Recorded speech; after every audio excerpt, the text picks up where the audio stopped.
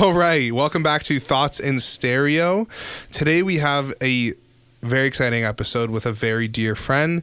It's going to be a very, I think, hardware-focused episode, as well as software. But first, before we get into that, Adam Audio. Thank you, guys. Thank you for sending us this T8V monitor. Well, not just the one, of course. We got a pair of them, but we're not going to bring both of them up here. Thank you so much for sending them.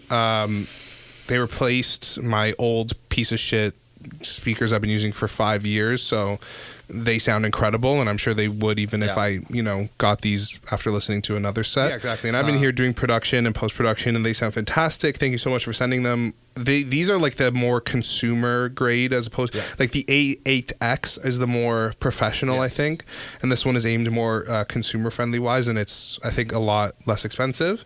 And it definitely doesn't sound less expensive. It sounds really, really good. So thank you, Adam, for sending this to us. Hopefully we do a giveaway or something soon, or more stuff with them in the future. But yeah, for now, thank you so much. It's a fantastic addition to the studio. We really appreciate it. Also, wanted to announce our new partnership with PROMU. PROMU, yep. PROMU is a great community for upcoming producers and songwriters and people interested in the music industry.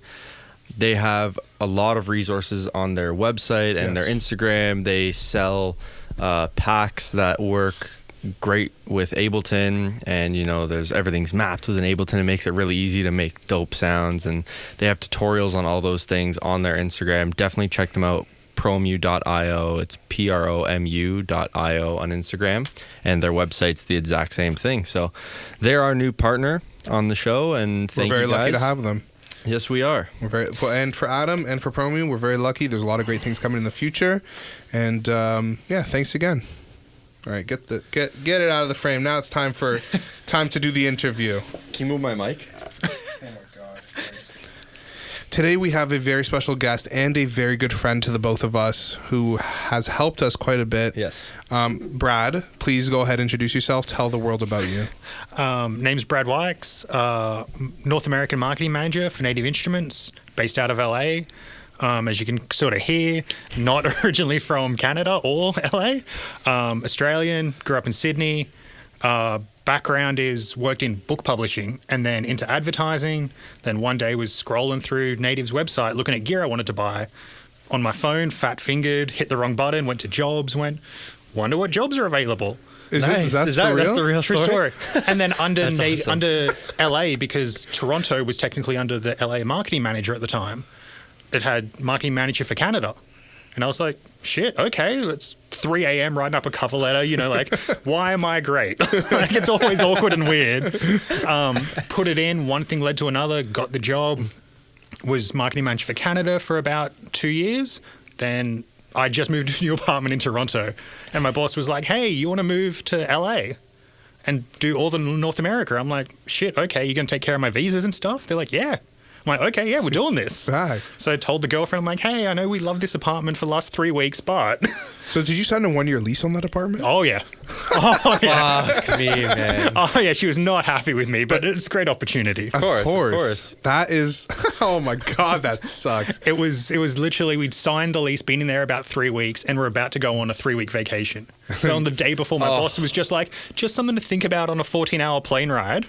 I'm like, oh, sick, thank you. So we had these whole talks in, seats 18, F and G or whatever it was. Just like, what are we doing with our life? Oh, cool. How do we get out of this lease? And of course you couldn't. That is such a, it's almost stressful just thinking. Yeah. I had to take a sigh. You had to take a breath there. Oh my God. I have to say, I had a similar kind of story happen. For me, I didn't get stuck like kind of you did, but I was moving, my girlfriend's job was supposedly moving to Vaughan, which is like 45 minutes from Mississauga where we currently live. And it's like far removed from pretty much everything. And it was like this, I don't know, this kind of residential commercial area mixed together. Anyways, her job was supposed to be moving there. And so we were like, we're going to move in together. This was us when we were first trying to move in. And we found a condo building that we really loved, and we were going to go and, put some offers in. And we had a real estate agent helping us, which was a friend of my girlfriend's. And we were like going super hard trying to get this because we loved the place. The job was like 5 minutes away. It was perfect. So we're going super hard, this and that. We have great meetings. It's looking good. I meet with one of the real estate agents for one of the units. He's like, I don't even have to put pictures up of this place on the listing because you're the guy. Like, you guys are the people that will be moving in. Like, this is it. The day, then we're like, okay, we got it. Something happens. My girlfriend's boss had a disagreement with the landlord of this new office. The landlord changed the locks. Oh my God. The whole deal tanks. Like, this whole, like, him purchasing this office space, it completely tanks. And I'm like, holy fuck, we've put in an offer on this place. If they accept it, like, we're fucked. Like, that's it. So now I'm like, and they're like, no, we're going to be staying in Oakville. So now we have an offer in on this place in Vaughan that makes no sense because the office is staying in Oakville. So we're like, oh my God, here we go. And like, the real estate agent was basically like, I don't even need to put pictures up. Like, you're the one. I was like, oh God. And then it turns out that the owners of the unit didn't want us renting it because they're like, oh, they're kind of young, like whatever. I was like, thank God, honestly. The one time you want your age used against you, you're like, oh no. Exactly. So, I feel your pain because that was almost me getting stuck into something that would not have worked out. So I definitely feel that. But you did move to LA. Moved to LA end of January. So best and worst timing. Yep. Yeah. So Yep. it's been, people ask me like, oh, how are you enjoying LA? I'm like, this isn't LA. Like, No, I'm not. I think I was there. Our HQ's in Berlin. So I went to Berlin for a couple of weeks for work, came back, did one big release and a video. We did the DJ Khalil expansion release. That's right, yep.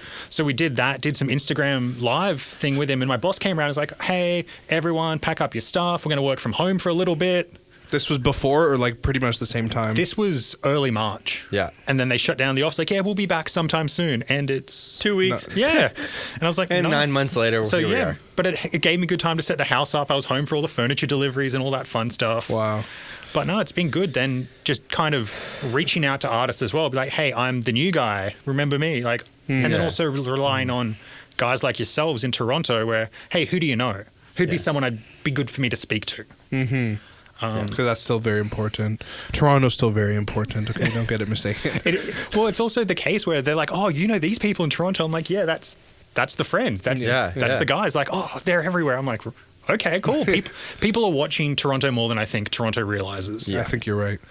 But okay, so let me hear. I sound like there was like reverb on that. I was like, but it was like, but.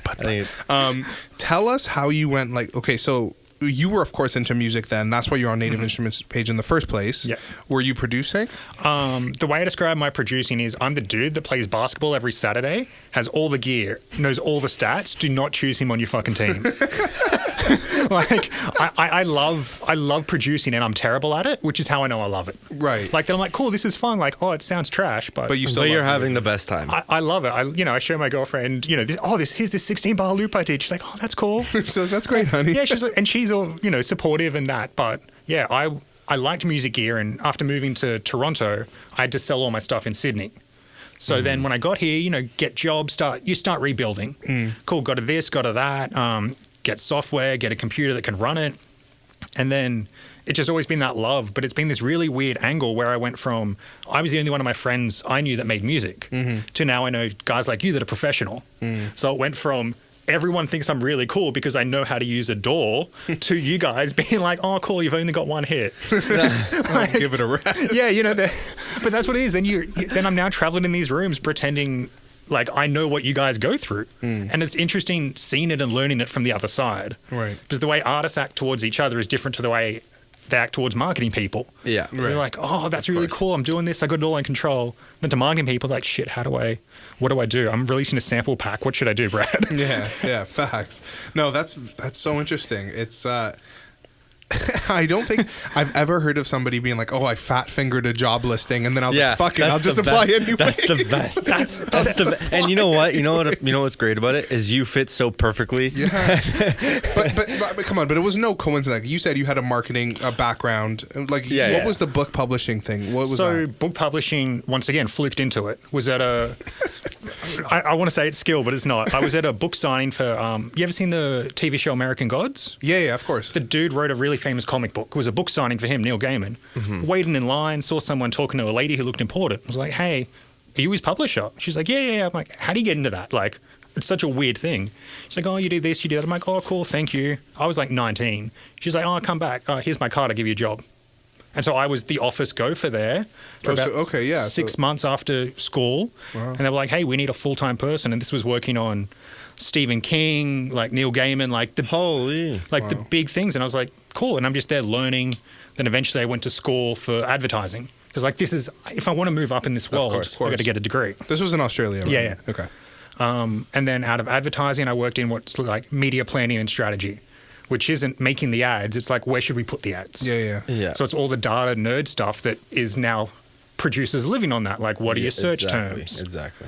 And within that, I worked on between Australia and Canada, I've worked on Hyundai, Colgate, Activision Blizzard, Sony PlayStation, Adidas Reebok. Holy shit. MasterCard. Ford too, you were saying, right? Yeah, my last job, I was the media director for Ford F-150.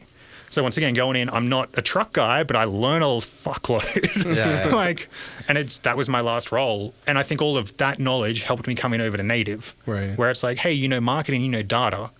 We have so much data of what people use and how long they use it. And even just email stuff, like what have people clicked on? What's the bounce rates for websites? All the stuff that the producer community is now catching on to is stuff that's been going on for a while in media. Yeah. Interesting. And so what made you move from Australia to Toronto? It was just the right time. Like, it was something you had been planning. I'd thought about it. And like my sister had done it in Europe. Like for Aussies, the big thing is to do the Europe, like gap year sort of go on a bender or whatever.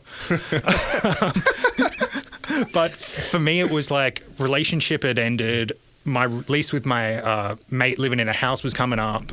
So we had to choose to renew that. I was sick of the job. I was like, well, I can get a 2-year visa, work visa to Canada. You don't need sponsorship. You can just go. Yeah. So it was pretty easy to get that visa. It was online. It's funny because Canadians, the things that Canadians do is go to fucking Australia for like 2 years. And then there's 3 people I know that are like, oh, I'm going to go for like 6 weeks. And they never have come back. That was my thing. I was like, if I go to Canada and hang out for like 6 weeks and blow all my money and come home, at least I had an adventure for 6 weeks. Yeah. Cool. Versus you come back, and then when you come back, everyone's in the same spot they were. It's been 6 weeks. And now in end of August, it was 9 years I've been in North America. Yeah. 9 years. Yeah. Holy shit. Got my citizenship the other week, so I'm a Canadian citizen. Hey, congratulations. There he is. Welcome officially. Thank you. That Tim Hortons is going to taste different now. Yeah. Yeah, much worse. You're going to really taste the watered downness of it now. Yeah. Okay, so, wow. So, yeah, that's quite awesome. And so you did it was book publishing, and then that inspired you to go to school? Yeah. So, because for me, I liked making the ads, like the creative stuff, and I thought I wanted to be a copywriter, like making the cool taglines. Then once you start seeing how people work, you're like, you're not making taglines for Nike, you're making it for insurance ads with 30 fucking fine print of other stuff you've got to fit in. And then in Canada, you've got to do it in French too. Oh, fuck yeah. That's true. Exactly. So I was like, no, I like the media side, the planning, and dealing with the big budgets. Like, you're dealing with $20, $30 million. Like you said, looking at the data, looking at what people are clicking on, like that must be kind of cool because you're seeing firsthand how these ads are working, how the emails are working, the words that you put at the top of the email versus in the middle or at the bottom. It's a call to action differently, and that's such a world that I don't understand, and it's really intimidating. Like even with social media and things like that, it's very nuts. interesting. And it gets wilder by the day. Like, the one thing I always tell people to talk about is our lookalike audiences. So you can take, hey, who follows Thoughts in Stereo? And then, cool, this is what, they're male, they're 25, 35, they're in Toronto. And you go, hey, Facebook, find me other people that look like this. Because chances are they'll like it. Yeah. Wow. And it's all that kind of data stuff. And I'm like, it's that balance of really creepy and invasive and really interesting, depending on which side of the table you're on. Of course. Right, of course. You were saying that you would deal with huge budgets for things. Yeah. What is that pressure like? Is there pressure to that? Or what is it like to be dealing with like $30 million for something? It's like, have you ever worked as like a waiter or like at a grocery store or something? Like, no. For anyone who has, it's like you start off like, oh man, I got like $5,000 in cash in my hand. Yeah. And then after a month on the job, you're like, oh yeah, it's $5,000. And that starts to build, like you get more comfortable where it becomes, and you realize you say dumb shit. Like things that you would kick yourself. You're like, oh man, we planned it all out. We got $40,000 left. What are you going to do with $40,000? Oh, we'll just give it to so-and-so. Right. And it's $40,000. That's a job. Yeah. That's a salary. But it's also, you also don't think I'm giving it to, say, Globe and Mail, give 40K to Globe and Mail. You also gave someone else commission because they're making commission on that. But to me, it's just, we've got to spend it. Right. Like that's just 40K, just whatever. 40K. So then when you get up to planning out like, oh, cool, $1 million, $2 million to Google. And then that's to Google, that's not a lot. Like that's literally Google's pocket like, change. that's it. and when you consider Canada budgets is 10% of the US advertising budget. So that's the rough math. So if I'm spending 20 mil, someone out in New York or LA is 200 mil. Jesus. And that you think that's buying companies. Like that's buying company money. Yeah. And that was, just for Ford truck or something like that is like. And that's not so even just to crazy. make the advertisement. That's just to put the advertisement out. Yeah. So that 20 million does not include anything else except for literally just finding out where to put the ad and putting it there. I bought the billboard. Right. It doesn't. But you're not even including the creation of the ad. Nope. See, like man, That's crazy. And that's it. and that's just for the Ford F-150 truck. Yeah. In that case, say we're using Ford as an example. Yep. And that'd be for maybe the whole truck line. And then you'd have the sedan and the hatchbacks and then you might also have like parts and services, and then you've got direct like the dealerships will do their own, like come down to Vaughan Ford or whoever it was. You get a little. They've got their own budget, and it adds. See, like look how complex this is. Yeah, Like, stuff that we don't even think about. The thing to me, it's all the moving parts that Yeah. gives me worry. And He's sitting here like yeah. my yoga. But trying to relate it to like something that we know better and music and stuff, like it's like a manager planning a release. Yeah. And you have, the PR company that you work with, and then you also have the label, and you have the label's marketing team, and then they have your own marketing team, and then the PR companies have their own thing, and then the featured artist has their own, and it's all of those moving parts together. That scares the shit out of me. And that's it. And everyone just sits there and looks at, oh, cool, you drove a truck through some mud. But you don't realize like all the things that go to like. You see it in Family Guy. They're always making fun of how the same all car commercials are. And then it's weird stuff like legally, when we're making the ad, I'm not allowed to drive the truck through the mud. You need a stunt person to drive the truck through the mud, even if it's a puddle. But then, it's exactly like you're saying. There's all the people. You see the artist. You see Drake. You don't see the 50,000 people, even just for the tour, that you need to put on that show. Yeah, very true. That's interesting. So and then obviously after this marketing thing, you still are in marketing, but it's a completely different kind of pivot. So but a lot of it carried over, I would imagine. A lot of it carried over, and a lot of it was new. So there's I guess the easiest way to explain the things I do, right? So it's like planning email campaigns, making videos, artist relations, social media, looking at data, like what's going up, what's going down in sales. Running events was a new thing for me that scared the hell out of me because you can't fix it in post. Like running a Native Instruments event. Yeah, like we ran a few events at Velvet Underground down in the wing. Did that place close? I don't know. think so. No. Queen in Portland? A part of me thinks you guys keep trying. I'm going to look at it. But yeah, so running something like that where you're on the spot, you're out on stage. Yeah. And there's people who in the audience might know the product better than you because I'm marketing. I've got 70% knowledge, but you're not but then there's also those super fans that's like, wait, he missed this thing, and you don't want to be. And we have so many products. Like Reactor is its own little beast. There's people who are guns at it, and that's all they do. I'm like, I will never be as good as you. Yeah. I open contact and get overwhelmed and because of like the amount of things. There's so many incredible tools there. Yeah. But it's like, how do you, as someone trying to sell it, and I try to think of it whenever I'm talking, like you guys both, from when I've chatted with you, you produce very differently. So I'm like, okay, what's the way it works for your thing? Yeah. And once it gets past a certain level of knowledge for me, like we have product specialists. My dude Brian in LA, he used to teach at Dublab. So he's been teaching people to produce for 10 years. So he's the guy I roll out for like artists. I was like, this is above my head. I can teach you how to set it up. I can teach you how to get going. But once you're asking me how to map this LFO to that and something else, I was like, okay, I need an adult. I'm out. Do they still, do you guys, I mean, pre and post COVID, do smaller events in LA or Toronto? Because I remember a couple of years ago, I went to Long and McQuaid, and they have a little upstairs room, and someone from Native Instruments came and was just like, I think it was like when the Push first came out or something. I forget what it was, but they were messing around with something well, not the push. Yeah, I know. Sorry, Yeah, you know yeah. what I'm talking Yeah. about. The machine micro. That's what I meant. And they were messing with it, and they were teaching everything about it, and they were making a beat, and it was like this live in-person thing. You can ask questions. But it was a small group. It wasn't like a NAMM type of big stage thing. Like, do you guys do those things often? Not as much anymore, just because. Was it just like not enough people were like wanted to come in? They could find the information online. Kind of thing. It's that, but it's also we can spend all day doing that, or we can do a video that can get people in Toronto and LA and Chicago, Exactly. Yeah. but also even the UK. And like something I'm working on at the moment is going through our Facebook, Instagram, and YouTube and being like, where do people come from? Yeah. And it's weird things like you find, cool, US is number 1, but then Mexico might be number 2. And you're like, oh shit, that's weird. Yeah. Or you look at sales and it's like, oh, for this particular product, the UK is number 1. That's weird. Like, why is that weird? And then it's being able to go down that rabbit hole.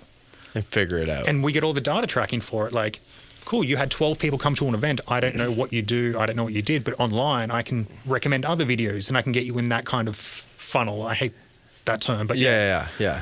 Kind of like corral them into. Corral them, or also just be like, what else are you into? Like, come over, test out some of our free products. Like, you can have that call to action. Whereas I hate marketing where it ends with the customer or whoever going, now what? Like, what do I do now? Yeah. You want them to kind of end the marketing play with them being like, okay, like I have a very clear idea of like this, or like what I want to do with this, or like whatever. Cool, you watched a video on an intro to like the new product we did, Machine Plus, the standalone machine. At the end of it, like, cool, find out more. Here's an in-depth video for you to watch. Cool, you watch that, go to the website and check out the features. You watch that, here's some crazy stuff some of our YouTube creators have made that might inspire you. Like, keep people going, because once you run out of options, like, cool, I'm going to go the sick cat video. Like, cool, and you can't compete with cat videos. No, like, seriously. No, very true. Since the start of the internet, you it's cannot. undefeated. That funny animal videos. That is like, it's so interesting, and it's like a very obvious, like it's a very obvious thing that no one thinks about that happens, you know? It's like things are being tracked. It's like people know, or it's like obviously things are being tracked, like that everyone knows how that's how the internet no one knows works. how in depth. But like no one knows how exactly, like how someone like you will sit there and kind of study that and like be like, okay, now we can help them kind of maybe realize something that they would have not come across by themselves, or you know, whatever the case is. And it's a lot of test. Like, hey, people who come to our land on a blog page only there for 20 seconds and they leave. We've got to hypothesize why. Is it the layout of the website? Is it the article? Right. Is it the way you laid out the article? Did they just want to watch videos and no one wants to read? Is it when we released it? Like, there's all these hypotheses you've got to make and test it out. Like, next time let's put a video up the top in a Spotify playlist. Cool, that got more engagement. Let's do more of that. Yeah. And just rinse and repeat. That's so interesting. And then like you would have to do it multiple times, because it could be just like that. Maybe that one person preferred the video to this other person who preferred to read. Yeah, you got to get to a certain scale. Like, you get it, like the average time on site, 30 seconds. But if you have a minute and a half video and they're only at 30 seconds, even in the video, you can see when people dropped out. Yeah. You can. Yeah. Oh, yeah. So you can see, like, cool, it was all good. When the guys were showing off the speaker, once Brad came in, man, everyone dropped. So like, cool, Brad could be the issue.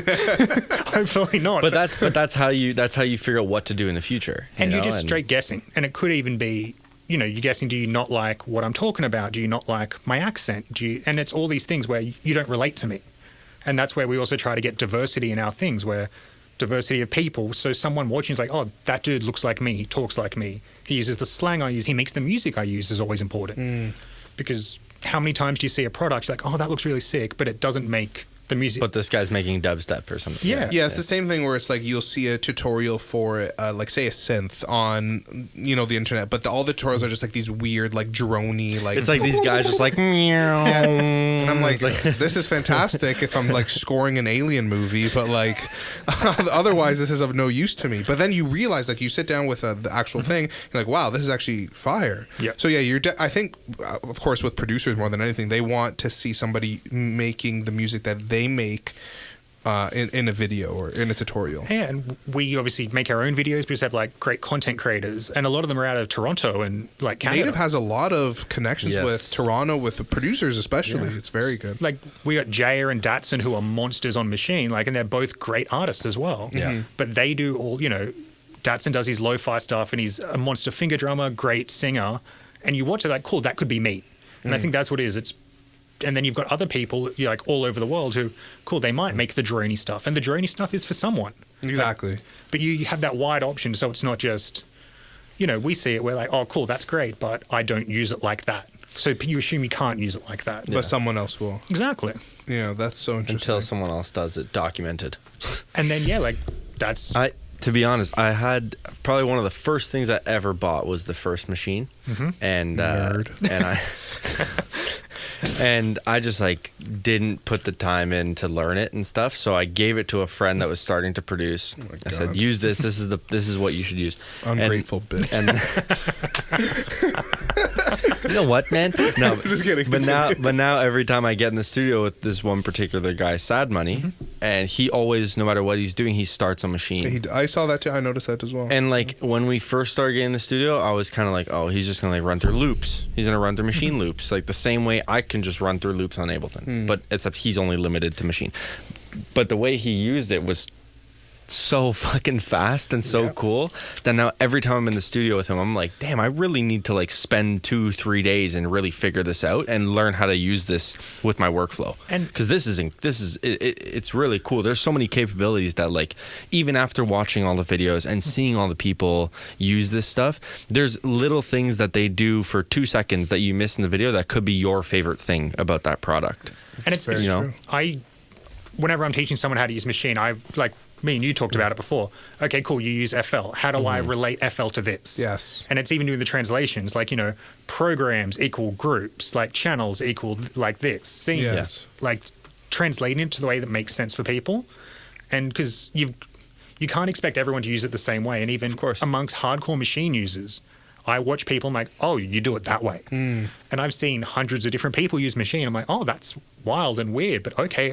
Works for them. Works for them. And then I put it in my bank of like, cool, maybe that's how Nick's going to work. Cool, I can remember that. So pull that one back out. And it's speed, but it's also, do you want to be hands-on? Yeah. Like that's what I find for me being hands-on is important because I look at a computer all day. I mouse and click around doing Excels and budgets and all the data stuff. I'm like, I want to feel like I'm making music. Right. And that's what it is to me. Right. That's so interesting. I was going to ask, what is Native Instruments' goal for the hardware side of things in relation to like producers? Like, what is your goal for like the complete control keyboards, or like is it just so that the producers' lives are easier, or like what's the? Because I'd say the complete control is probably the best MIDI controller that you can get. It makes life very easy. Very easy. So like, how do you market that to a producer? Like, what is the steps that you take? What's the goal for that? For me, the first thing I always show is the preview browser. The idea of everyone, and the way a lot of producers like you guys at a professional level work quickly. Right. Like you don't have time to go through. You don't want to have to load the synth. Loading a synth every time. They're like, no, I want basses. You don't care if it comes from Massive or if it comes from, Scarby or something like boom, boom, boom, boom, boom. Yeah, you're there. That's the first thing I show. And the second is getting hands-on controls to be able to move quicker. Yeah. Sure. Because whatever level you are, if you're a hobbyist like me, if I can make something quicker, I feel more advanced. I've got this dumb theory that you've got like 40 minutes of giving a shit. Like I can try for 40 You're minutes. absolutely right. And if something doesn't catch, I'm like, I'm off. Flip the table. I'm going to go get murdered by kids on Call of Duty. Like, I'm going to go find something else to do. Brad, we are very alike. Yeah, I was about to say. But it's that kind of thing where like, so what can we do to make it quicker for you? Even if it is like we were talking about Contact, where Contact seems overwhelming, so we have this smaller version called Play Series. Yeah. Where it's got 8 knobs that match to the 8 knobs on the keyboard, 8 knobs on machine, and it's like, cool, attack, decay, reverb. It's just all there. Boom, quick things that cool, I got my sound close enough and I can move it without having to be sound design, but the sound design option, you want to open up the back, go nuts, mate. It's there. So it's a little something for everybody. It's a little something for everyone, and it's also not limiting you by being like, hey, this is a kid's toy. Right. Like, don't do the kid's toy version and make me pay extra for the big one. Like, no, you can go as deep as you want. Start it as a kid's, and then as you progress at your own rate, you can discover new things about this. And then if you've got hardware, make your own Contact instrument. Sample everything off so you've got it in your computer when you're traveling because you don't want to carry That's a great thing about Contact. there are some like of these Native Instruments libraries, especially with Complete 13 that just came out. Like the violin and Got the Cremona stuff is wild. the Rickenbacker bass. Yeah. That's Oh a big my one. god. The Rickenbacker palm muted. That's a big Palm one. muted, yeah. That's a big one. Everyone Perfect. uses It's that. perfect. Some of them are they're so good. Do you? I know you're in the marketing side, but do you know what really goes into like the creation of those? I've seen bits and pieces. Like we've released videos that show like we did a Stradivari violin, which is I love that. but I love it. like that violin's like worth more than I'm not allowed to be in the room. I don't earn enough money to be in the room with that violin. It's that rare. And you just see the 80,000 mics hooked up to it, and they just go through all the different ways to get all the different permutations. Is that a word? I think so. Yeah. Sure.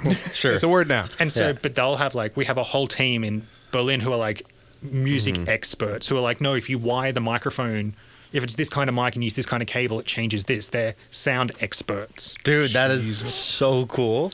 I gotta go watch that video when I get home. We've done a ton of stuff, and it's even stuff like we did a series with Butch Vig, who, for those that don't know, like drummer from Garbage, but he produced Nirvana and Green Day, and like but it's someone like him who's an expert on miking stuff up. So he's sitting there, he's like, no, not that snare, not that snare, that snare with this mic and those cables and this desk. Wow. And they're going down that level, and sometimes it sounds great, but you don't know why.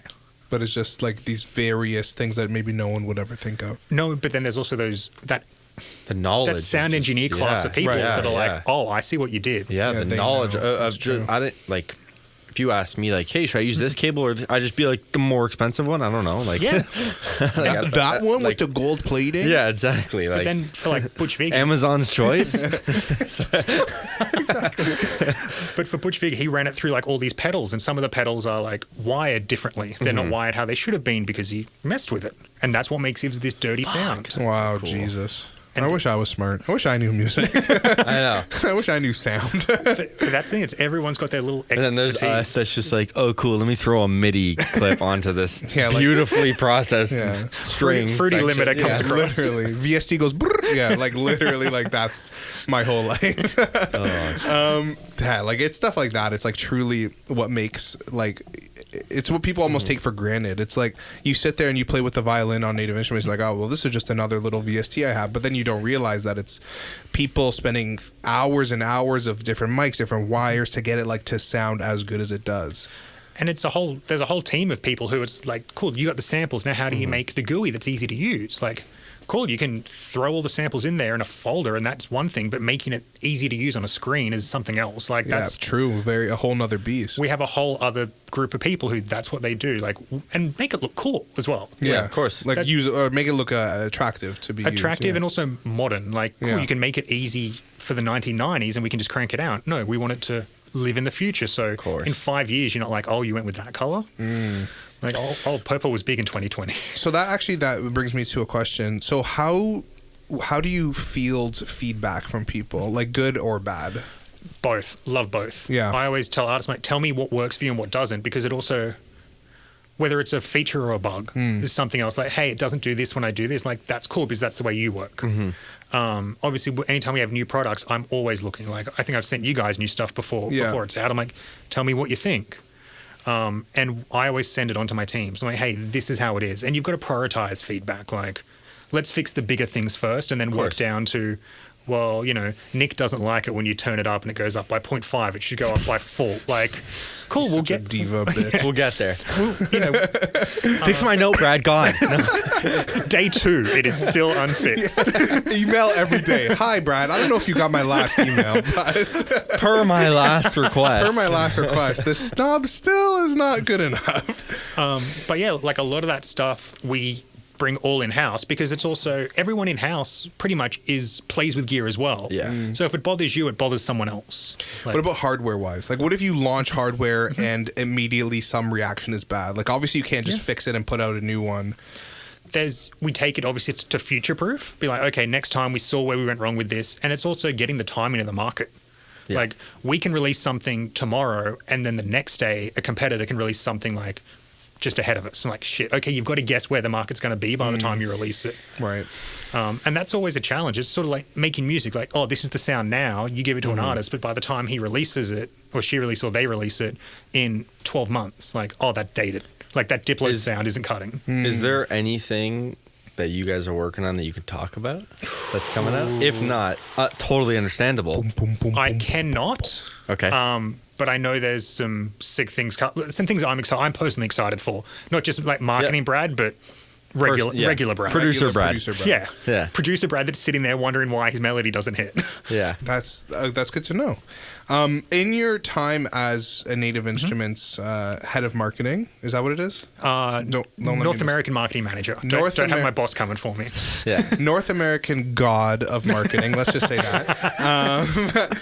Okay, but no, seriously. In your time working as that, what have you been your what experiences have you loved? Like, what have you loved? Which doing? products are so memorable for you to work on? Art, meeting people, whatever the case is. Probably the big one was launching the DJ Khalil expansion. Right. Yeah. He's the nicest dude I've ever met. For someone who is a monster, like Right. people would dream to have half the career he's done, and someone who gave time and was humble and just wanted to talk to you. And it's weird to walk into these situations like, oh, it's Khalil. And you're like, no, he's a regular dude who's talking, like he's on the phone while trying to take care of his kids because he's homeschooling, like meeting regular people who are great. Like I think we joke about it before where I always say, I want you to be a dick so I can hate you. Like you're so good, give me something wrong, give me something to hate. But working on that project, getting that out and doing that is like, that was sort of one of the big things I did after moving to LA and working on that and having it be a great success because it's also for him. He's putting his name on there and trusting us with a product that's his. Like to trust us to do right by him is always important because obviously he gets money from it, but I think he'd hate to send out, to his friends, hey man, check out this. And then he's not proud of it. Of course. And his community, his friends who looks up to him like, oh dude, that's Cool, you slipped on that one. Yeah. Facts. But I have a lot of, we got amazing feedback from all the greats that move in those circles. And I'm like, okay, cool. It means we did the right thing. And then the consumers were happy with it too. Must feel good. That's amazing. That one. And then I think the other thing was every year at A3C, we run a big party out of Patchwork Studios. Excellent. Historic, you walk, I think I saw there was a moment where there was 5 plaques just in the back somewhere because they didn't have space for it. Yeah. That's I was there when someone was getting married at that studio. That's those. Yes. I was That's there hilarious. in Atlanta. Somebody was getting married at that studio. And it's a legendary studio, but having a party where we can come to somewhere like Atlanta where we don't have an office and people are excited to see us. And that's where you kind of get out of your bubble, Once again, like a producer, everyone tells you you're great, but you don't know where you are till you go out of that world. Very true. Very true. And having other people and then going to a hub like Atlanta and seeing how people in Atlanta move, where they're very business orientated, but in that southern, really nice way. Like, hey, I'm so-and-so. What do you do? Oh, that's awesome, man. Here's this. And they keep it moving, but they want to talk to everyone. And I was like, oh, this is how Atlanta got big and seeing that. I'm like, I've never been. I've got to go. Oh Yeah. my God, bro. Got to find a time to go. Bro, I've been at least 100 times already. You better catch up, my boy. No, I've been to Atlanta many times, and every time I have a good time. The people there are great. So Yeah, do you you? definitely have to make your way out there. Yeah, the strip clubs are fantastic. But anyways, That's one thing I've heard. What? Who said that? What? No, but that's you know what? That point that you made is actually, I think, on a big scale, it makes so much sense. For you to kind of move outside your circle of people being like, yeah, you're sick. Like for someone like me or like Nick or, anyone in Toronto, to have people in Toronto being like, yeah, you're great. But then to go to Atlanta or to LA or wherever and people to be like, oh, you're this such and such and we love you and this and that. It's like, whoa, you to go outside of the circle and still have people respect or like what you're doing is a great feeling. So, but it's also, like we were saying before, to hear feedback. Yeah. Because sometimes your friends don't want to tell you. Yep. They're like, hey man, this is a problem. Like someone who you just met, they don't care. Like they're the dude in Atlanta. Like, man, this isn't working. You need to do more of this. I'm like, cool. And I have that same circle in Toronto of people where, every year I sit down with a group of people. I'm like, where are we going wrong? Yeah. Be honest with me. And then they give it to me straight, which is always good. But I think it's going outside, learning it, and then also taking that seriously. Don't be like, oh, they just don't know. You've got to. You ask someone, you got to take everyone's opinion because the reality of it is the majority of people using these things are not the professional produce, like they're the producers that are up and coming, and there's a lot of people that are hobbyists about it, and like everyone's feedback is good feedback. You have to listen to literally everybody's opinion. And it's maybe it's not saying it's different, but a kid who's saved up $800 to buy a machine, that's the only thing he's going to buy, versus when you have some big artists, they like, cool, I'll buy a machine today and a Kai Force and a this and a that. It's just one of many. But when this is this kid's thing, It's his everything. It's his everything. He's gonna know everything about it. Gonna know everything about it. They're the people that I was like, they're some of the ones we need to do it for as well, because maybe he doesn't have the money to go buy another one if this doesn't work for him. And they're the ones who are passionate about it and who are on our back. That's an incredible point. Yeah, they're on our back in the forums, but it's because they love it. You don't complain because you're indifferent. Yeah, if you write, yeah, exactly. If you're out in the forums complaining about stuff or whatever, it's because you care and you want it to be better. And no one likes disappointing anyone. No one, Of course. like putting a track out, be like, man, this is hate, and everyone's like, dude, it's not, and that sucks. Like that hurts you, but you don't mean to phone it in. And not saying anyone does, but you don't mean for anyone else to think you'd phoned it in. Yeah, that's a very good point. It is, yeah. To think about that one person that's going to sit there and save up all their money, and then how do you take their feedback and how do you make sure it works for them so they're not disappointed when they spend that? Like even with our keyboards, we this is something that I don't know a ton about, but we also have it for visually impaired. So because of the knobs, when you turn it, it'll say attack, decay. Oh yeah. So if you're visually impaired, you could still play and you could still do all those other things. Wow, I didn't know that. Yeah, because they're capacitive in some regard, aren't they? So Yeah. as soon as you touch it, it'll read it out. Exactly. So that way, like we have some people that come to NAMM and talk to us about it because our one of our heads of product, Tim Adnett, is really passionate about that. It's like, cool, why not? And once Apple added, I know Apple did some stuff in their system to make it work as well. Apple's very good about visually impaired as people and making sure that they're accounted for as well. Exactly. And so that's, now you can make tracks. Like there's less things, less barriers stopping people. And I think that's amazing. Yeah. It's not something, it's not a money maker. But it's something that you're helping people you're catering. Exactly. Yeah. It's a quality of life improvement. And it doesn't affect no one who uses an S49 keyboard got any less features because of it either. Yeah, it's just an addition for including more people, which is incredible. Yeah, no, I love that. Yeah, that is, it's great that I feel like Native Instruments is a great company that strives for like the inclusion of everyone. I think you're as a company, very much focused on making sure that everyone has something that they can have or use. Even down to like the machine expansions. Yeah, exactly. Just there's something for everyone, which I really like. It's not like some pretentious like, oh, this is a $7,000 piano, and like if you might as well just not buy this if you don't know how to play it. Like, well, like come on. Like I feel like Native Instruments, there's the really expensive, the great, super high quality stuff for the people that are doing film score or whatever, and then there's like the stuff for people that are just those hobbyists in their bedrooms or on the come up or whatever that just need some still high quality stuff. There's like the free version of Contact. Exactly. It's a very inclusive, diverse product lineup, which is fantastic. And I think for us, it's business wise, you want to grow people into of course. Like it makes sense business wise, but it's I always make the joke that I need you guys to make dope shit that I can listen to while I'm doing my budgets. Yeah, exactly. Like I need people to go make cool, crazy shit. Like this morning, we have a remix website called Metapop, where like we've had Flume and some other people put up the stems of stuff that people can remix and play with. Oh, yeah. So I spent my morning going through 210 entries for a Machine Plus competition. Wow. But it's all things people have used Machine on, like hearing the different ways people use it, like, oh, synthwave, oh, hardcore trap, oh, this weird something crazy. Yeah. And that sort of stuff keeps us in touch as well, that this is what people are using our gear to do. I'm sure that's a very gratifying feeling as well. It is, but 210 is a lot of... That's a lot of submissions. It's the closest I've ever felt to a rapper, just going through like the file of beats someone sent you. No. So save that one. Yeah, I'm like, cool, that one's in the pile. And then later tonight, I'm going to go through, the 20 I carved out of the 210 to be like, cool, you get a Machine Plus and you're second and you're third. But it's also like, at a certain point, it's becoming preference. Yeah, your decision might be completely different from somebody else's. But that's the name of the game. Yeah. It's a very subjective game. It's very easy to take all the speaking of Native Instruments just as one. It's very easy to take everything you guys have for granted because there's so many tools that you really, if you wanted to, could just do it with Native Instruments. Like it's got everything. And I find myself not enough. I don't look through the list of everything that's there enough and try and use everything more. That's one thing I got to remind myself of. And honestly, to be fair and critical, I think we haven't done the best job of branding everything as well. Like, people think of Massive. Yeah. But do they connect that to Complete? And do they connect that to Native? Yes. Like Battery, all of these things that live under our brand that... Yeah. Is it all like? Do you put that association? I recently, actually yesterday, I was in the studio with someone and they said, "Oh yeah, I was watching Disclosure's Twitch stream and he uses Battery to do his drums. Now I use Battery to do my drums." And as soon as he said that, I was like, "Oh yeah, Battery. I used to use Battery so much.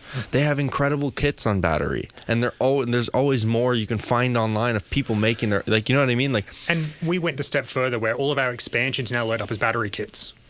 So if you that's sick. if you don't use it in Machine, you can run it in Battery. So I also know people who don't use Battery for drums; they use it for all like Foley sounds and vocal stuff, and they just have a 64 pad Battery kit that just you load that up. That's where all my Foley sounds live. Boom, ready to go. Interesting. That's smart. Very Instead of interesting. having it in a sample pack. That's the way you work. Exactly. Yeah, and that just again speaks to the fact that people like because you guys are so inclusive and so diverse, people could find ways to use your stuff in so many different ways. And that's something we're also working on to show people that, like, you know, cool, you got an expansion, but you now use FL and you're just like dragging things onto the timeline. Let's show people where to find the WAV files in the expansion to drag them onto your timeline. So you drag that Khalil 808 on, you still get all this value out of it, even if you don't use it in the way we might put forward every time. And I think that's important as well because, once again, saying, no, you have to make music like this is the most unmusical thing, uncreative thing you can do. Of Yeah, course. very true. And you guys have a YouTube page where like you demonstrate all this kind of stuff, right? We got all that stuff on our YouTube, Facebook, Instagram. Can we, Will? There you go. Nativeinstruments.com. Yeah. And we also have a blog where we post up a ton of stuff as well. Like, we just did one with Roger, who's a monster. Sicko Mode by Broccoli by Dram. He did Laugh Now, Cry Later. Wow. Damn. Dude's a killer. But we've got his top 5 songs he's made with Native and what he used. And so giving that stuff out to people where, you know, back, I don't know about you guys, when I was coming up, trying to work out, like, you'd have to scan through a music video or something like, oh, what's he using? Oh, it's that. Whereas now people are giving this away. Like, the product isn't the secret. The tool isn't the secret. It's how you use it. Exactly. That was, you know, I went to Icon Collect. Hey, what the? Hey, what was you know that? something, bud? You know, let me tell you. All right, back in my Bijan's He's on one. just on one today. I went to Chris Lake was going to Icon to like teach a class, show off some projects a couple years ago, and I tagged along just to kind of see what it was like. And he opens up, I forget what the song was at the time, Colors or Sunrise, I don't forget what it was. He opens it up and he explains everything. People are asking questions, all this stuff. And then he just leaves it open. And he was like, if anyone wants to, like, if you guys want to line up in front of the computer and like go through the channels, see the samples, find this. And people were like, why would you give people those secrets? He's like, if you took my computer, used my samples and my presets and all my shit, and you tried to make the same song that you're never going to make music like I make music. So take all my samples. That's it. And take all my whatever. I'm the perfect example. I have access to everything Native has to offer. Yeah. And I can't put a hit together to save my life. Like, why? Like, if that's the way it is, shouldn't I be killing the game? Shouldn't everyone at Native be making the best stuff? Yeah. But why keep these secrets, you know? And I think it's good to remind kids that they don't need to spend, like, as much as it is in our best interest, like, you use what you have to the best of your ability. Yes. Like, isn't that where FL, like with Ninth Wonder back in the day, we're like, oh, he's using that on the old, like, the monitor that's about 6 foot deep and everything. Yeah, the old halogen monitor. Or who we were talking about someone... Clams Casino or Yes. something. He's a Sony Acid Pro on a 2011 Toshiba laptop. What is that? What is Sony Acid Pro? Think That's about awesome. Microsoft That's sick. Excel. Yeah. He's crazy. And it's that, yeah. And he's been using that forever.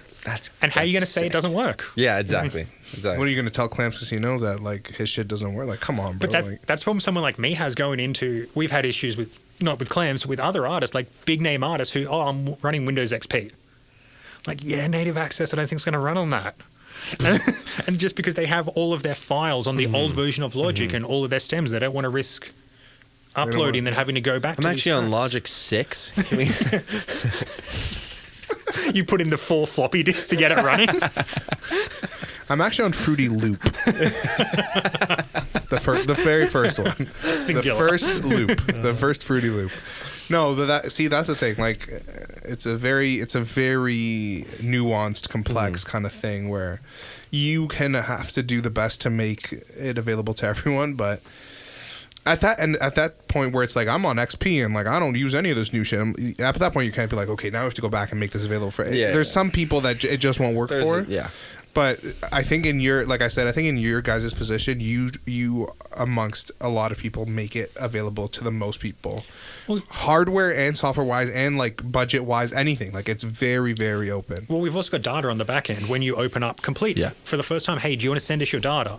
Like saying what you use and what your system is, and like if you say no, cool, we tried. We make the best decision, but you're running against Apple. Apple doesn't check with us. They're like, hey, we're doing a new OS update. Have fun.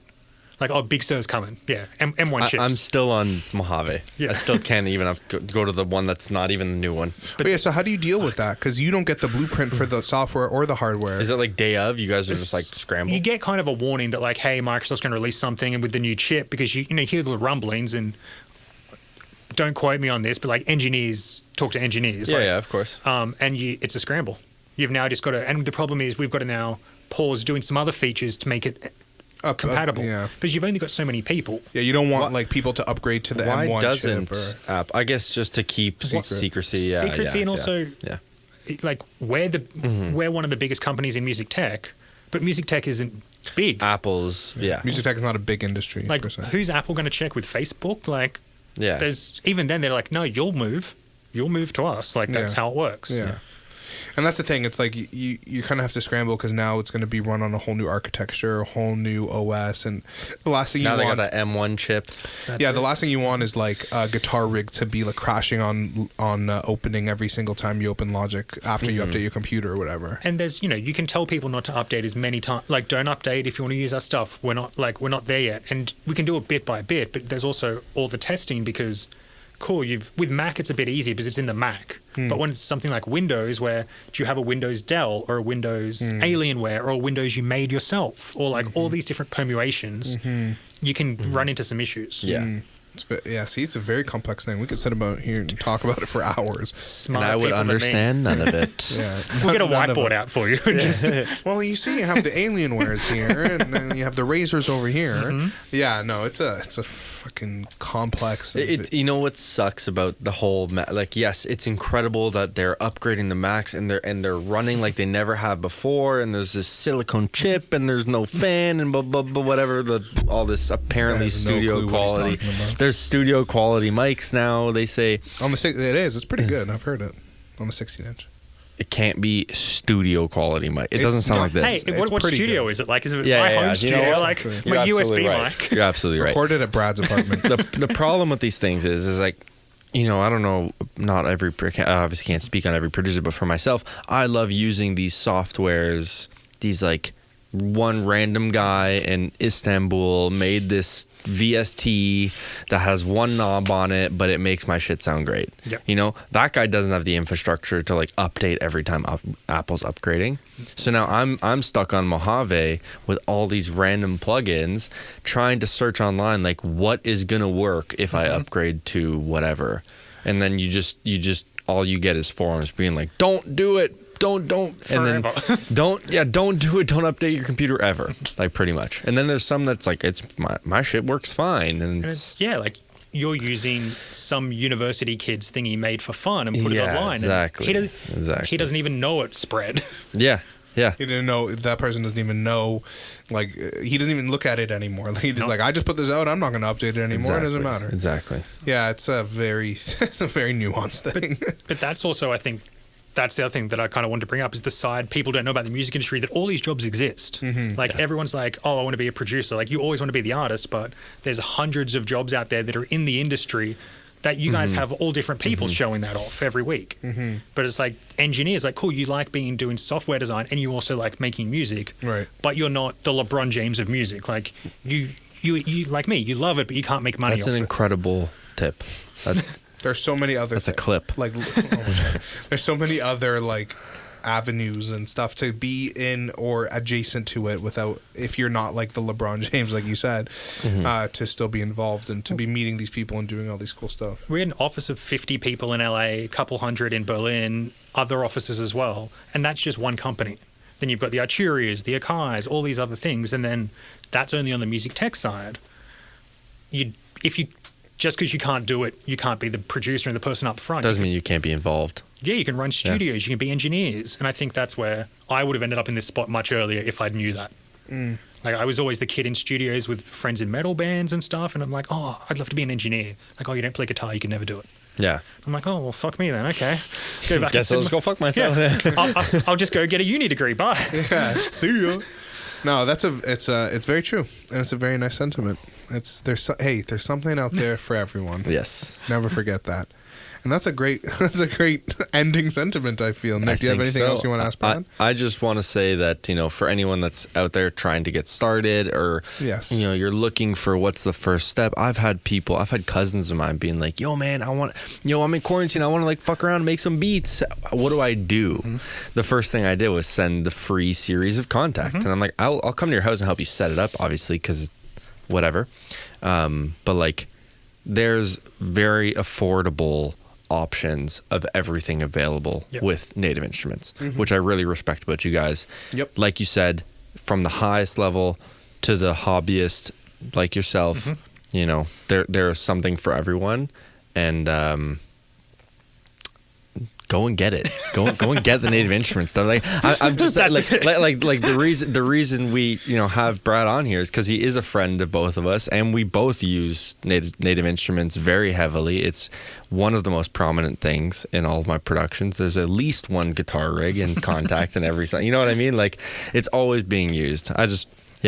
Thanks for coming on. Thank you guys for having me. Thank you so much, Brad. And we can't stress enough how many resources Native Instruments offers. So we'll definitely be throwing the website up in the invisible box, but also like in the description of things, and we'll be linking Brad and whatever. And you could hit him with 1,000 DMs to try to show Brad some love. Yeah, definitely. No, Brad, thank you so much for coming. Flew all the way here from Australia. 14-hour flight. Let me tell you. 2 weeks of quarantine. 2 weeks quarantine just for this. He's going back tomorrow. Brad, thank you so much again.